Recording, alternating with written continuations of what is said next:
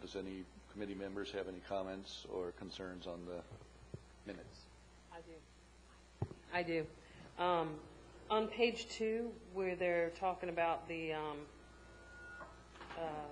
in the middle of the 4th paragraph, where it talks about wetlands are not part of a tier designation, and I know that we've gone over this, but when you say it's not part of a tier designation, but yet you designate it as tier 3, I don't quite understand that. And maybe, Mike, you can. The wetlands are not included, sorry about that, are not included in the criteria for establishment of tier 1 or tier 3A. The best way to sort of think of this is the underlying designation is tier 3 unless there's a reason to change it for the presence of hammock or to change it to tier 1 or to tier 3A. If it doesn't meet the criteria for tier 1 or tier 3A, then it's by definition tier 3. Okay. Well, then in our minutes where it says wetlands are not part of the tier designation system, then that's not really an accurate statement then, is that? Actually it is, because the actual tier criteria do not include wetlands.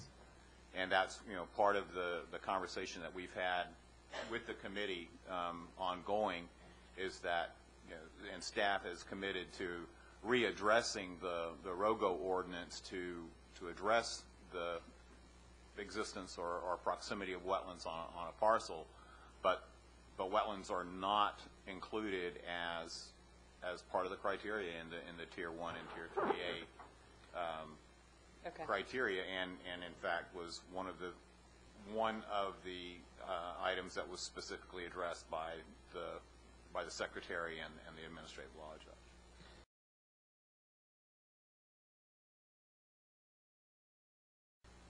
If I might, I think the explanation is more nuanced than that, because the approach from the beginning has been that although wetlands are not the primary focus of the tier system, as part of an overall ecosystem approach, tier 1 properties would also include lands that have some wetlands on them that are part and parcel of a larger ecosystem that is a tier 1. So a blanket statement that wetlands are categorically not part of the tier system might not be the most accurate way to state it.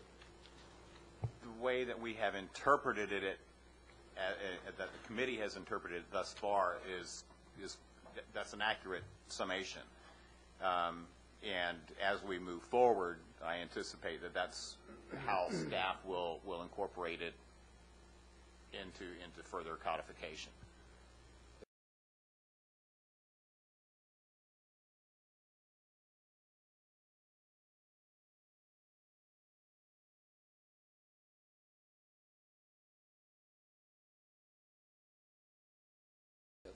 There is some language in the final and amended final order that does talk about wetlands that are part of a bigger system.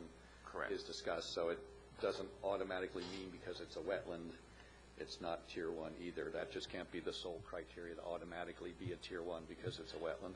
Correct. Is the way I understand it. Correct.